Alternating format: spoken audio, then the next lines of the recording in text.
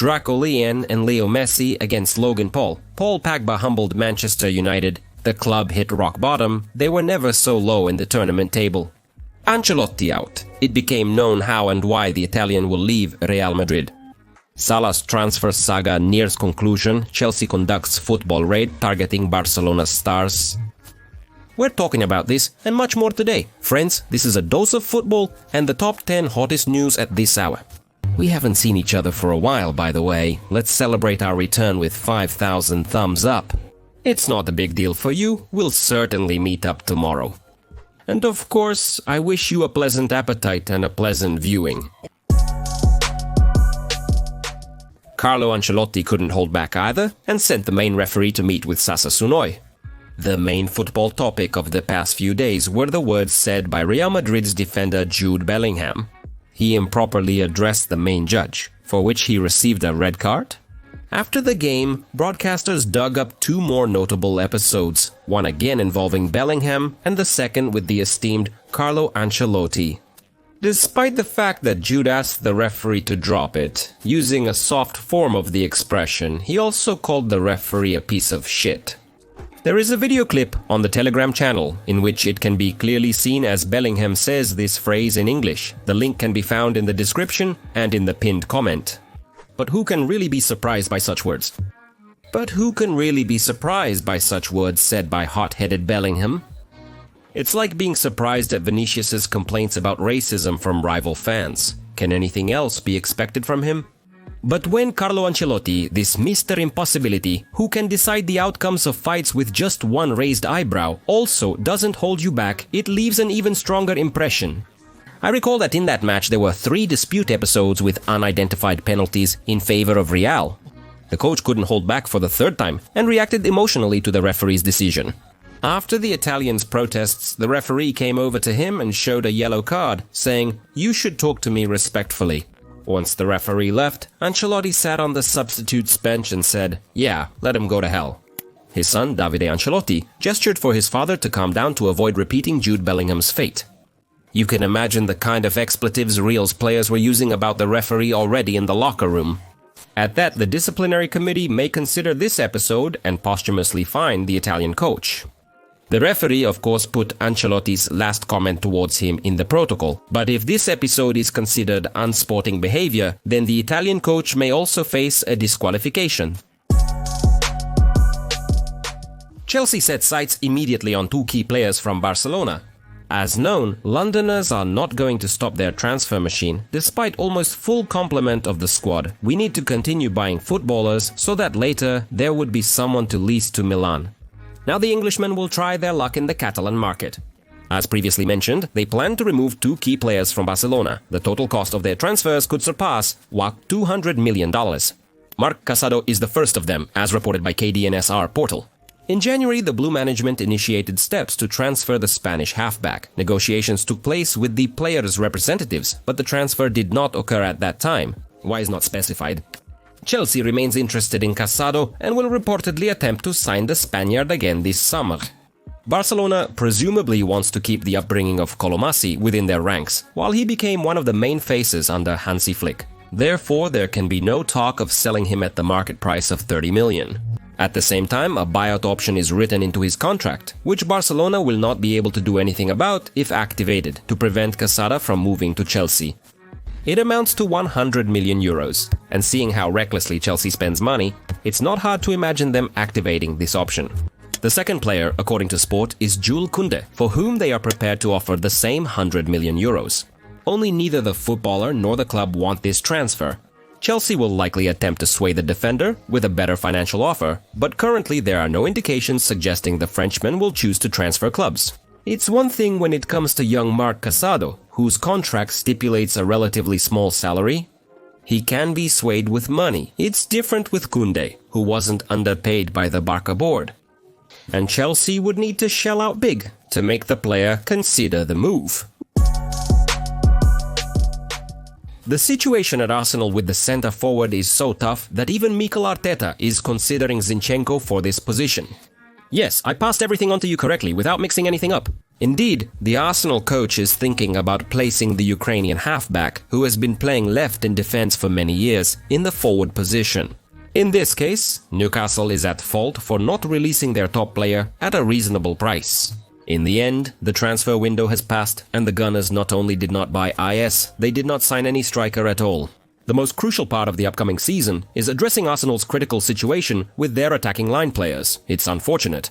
Gabriel Jesus and Kai Havertz suffered serious injuries, a cruciate ligament tear and shin bone fracture respectively. Both will be out for the rest of the season. Bukayo Saka is dealing with thigh and knee ligament and muscle issues. He has been hospitalized for around 2 months. Martinelli also recently received a thigh muscle injury and will be unavailable for a month. As a result, the team doesn't have a single forward left nor a left winger, and the goals are scored by a defender who isn't even a key player. In a crisis, moving Zinchenko to striker doesn't seem so absurd. You'll do anything in desperation. Overall, according to the London publication, that's the plan right now.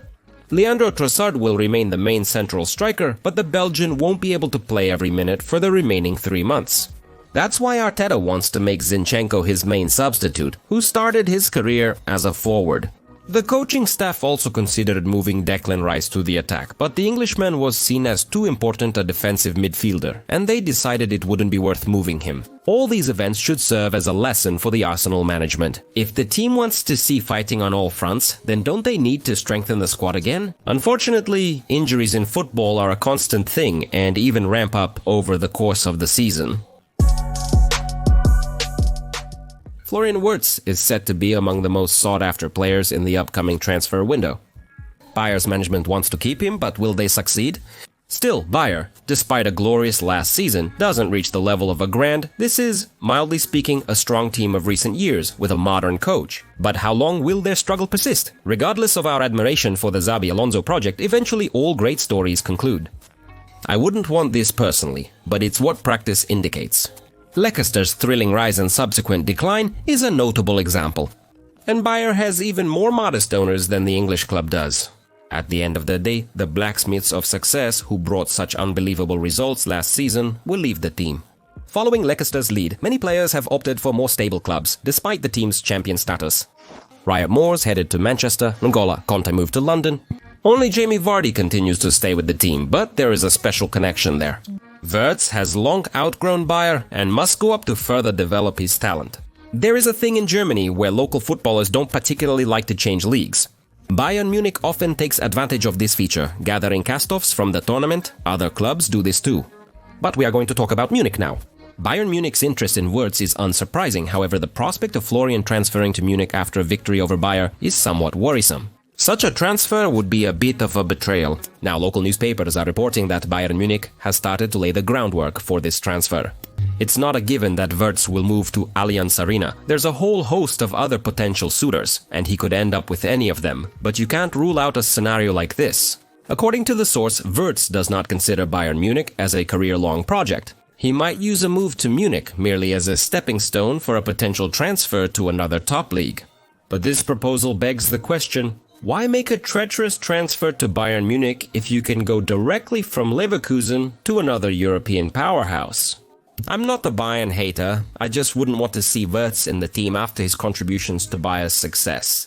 But at the same time, for Germany, transfers in the status of a chief competitor are not uncommon. Marcus Rashford doesn't give up hope of moving to Barcelona. In the recently finished winter transfer window, the English forward was strongly linked with a move to the Catalan capital. This was an interesting option for Barcelona to strengthen the squad's potential. Manchester United didn't demand a rental fee, all that was needed was to cover his half-year salary. However, problems arose with this. Despite returning to a 1-to-1 rule, Barcelona still sees an exceeding of salary limits, and Rashford's contribution was disproportionate to his possible impact on the team's results. In short, they forgot about the oncoming transfer and he ended up in Aston Villa. British sources are confident that Rashford wants to use the lease in Birmingham to show himself so as to re-interest Barcelona. Marcus believes that if he performs well and scores for Aston Villa, Barcelona will be interested in him again, especially considering his established transfer value. This is a huge incentive for him and good news for Aston Villa. Now he just needs to start playing and scoring, said the Sun, a source familiar with the situation. The final statement implied that scoring goals in football is effortless. Simply position yourself, place your foot, and the balls will automatically enter the net. Regardless of how it was, the source was not mistaken in saying that this is good news for Aston Villa. By this logic, for half of the year, a cheap, motivated footballer with top potential will be playing on her team. However, I still doubt that Rashford will want to buy Barca at the end of the day. Robert Lewandowski is not at fault, things don't improve yearly.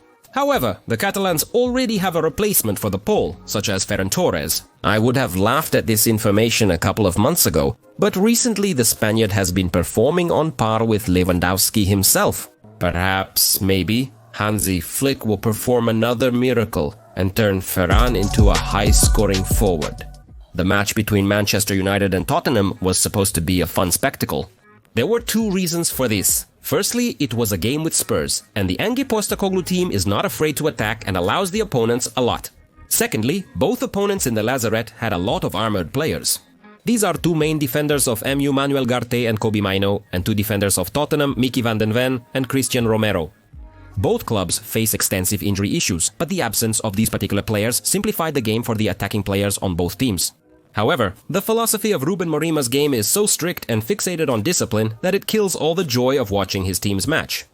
His players slowly move forward with one monolithic structure and do the same when they return to defense. There are no sharp dynamic movements, everything is so sterile that all that's left is to sympathize with the MU fans. At the same time, there's a sincere wish to rejoice for our beloved Anthony, who left for practice in Betis A, and as it turned out, he ran away from the muddy swamp that is now Mori's team. Before facing Real Zaragoza, the Brazilian scored twice in his previous 3 games and was named best player thrice. Could anyone have imagined something like this when Anthony was playing for Manchester United? The Red Devils are a team that limits their opponents' attacking opportunities and doesn't allow them to create much. Only the first part is going well so far. Despite this, I believe Ruben Amorim will make a successful project out of Manchester United. At minimum, he will roll the team back to the Solskjaer era. That's my opinion. But there is a risk that it will not be as bright as Sporting. It will be a watered-down version of Chelsea and Manchester United in the times of Jose Mourinho. By the way, I didn't just mention Antonio and his successes at Betis. Indeed, the Brazilian caught the interest of none other than Bayern Munich. As discussed, Leroy Sané and Kingsley Coman may depart Munich this summer. As a result, a gap is emerging in the attacking wing, and the club's leadership sees Antonio as a top prospect to bolster the team.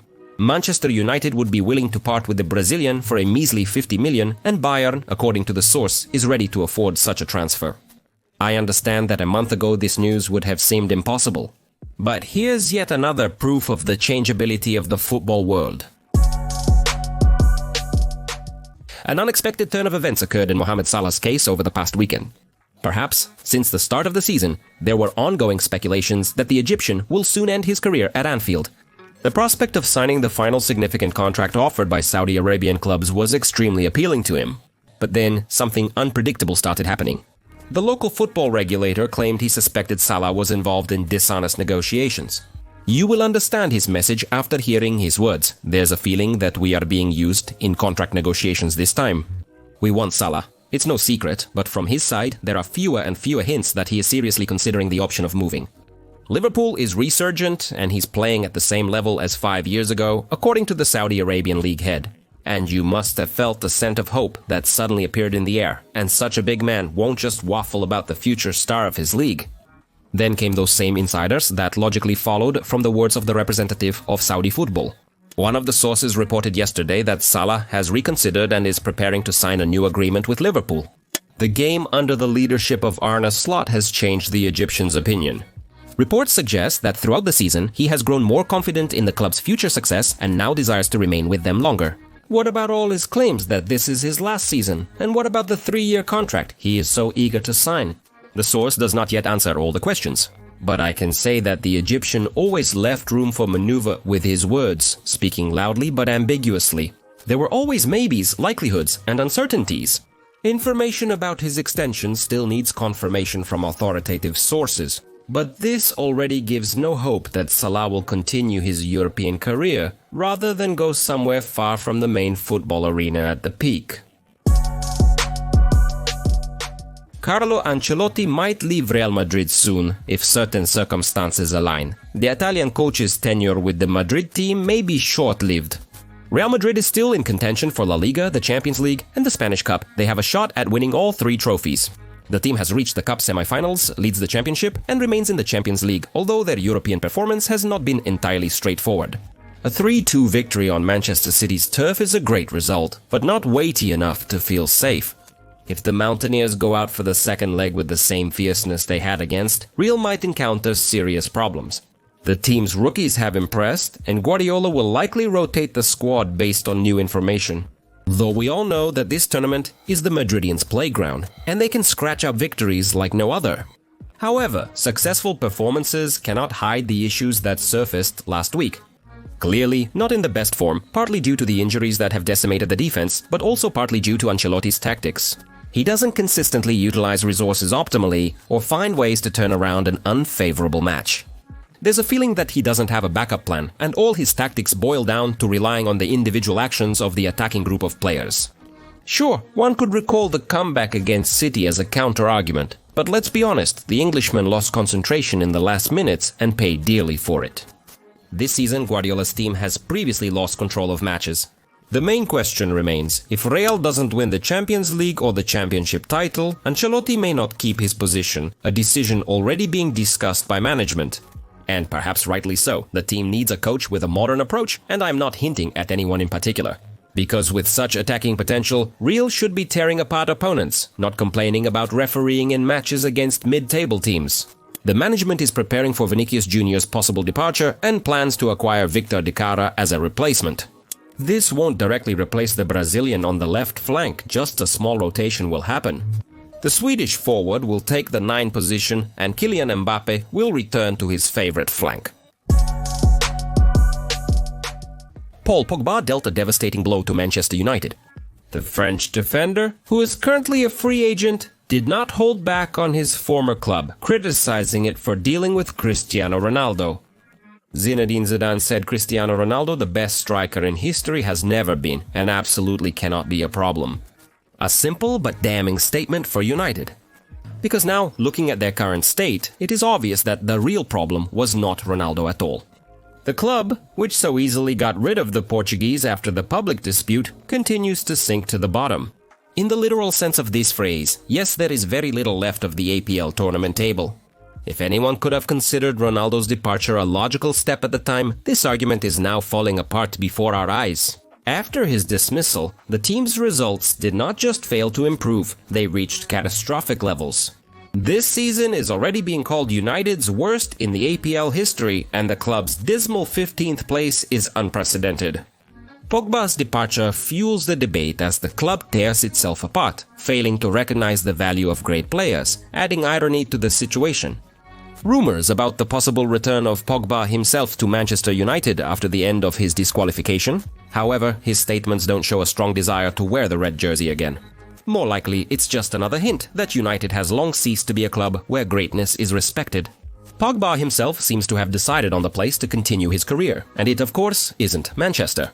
The Frenchman is expected to go to the United States. His transfer to the Charlotte club is not yet finalized as negotiations are ongoing. But there will be a place for him there, after he spent so much time without football. Lionel Messi has passed football and comfortably playing out his career in Miami among friends. Maybe he will look back for a few months to Barcelona to beautifully hang his boots on the nail in the club of his life. But the likelihood of such an outcome is currently estimated as low. Meanwhile, Messi can try himself in a new role. For example, to enter the ring against a blogger.